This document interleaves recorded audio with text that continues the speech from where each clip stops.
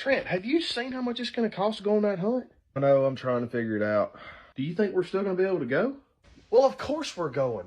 No matter what. Well, how are we going to afford it? I can start selling feet pics. Have you seen our toes? Ingrown toenails could be like a new fetish. And you want us to be known for starting that fetish? Yeah, I'm going to say my mom and papa probably wouldn't appreciate that.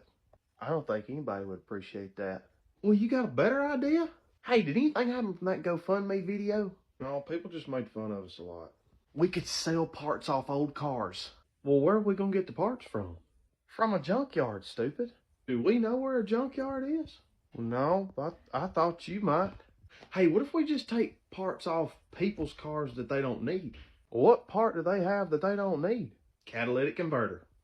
That's right. That's what Chris does. Yep. And he made a lot of money before he went to prison. Let's look up parts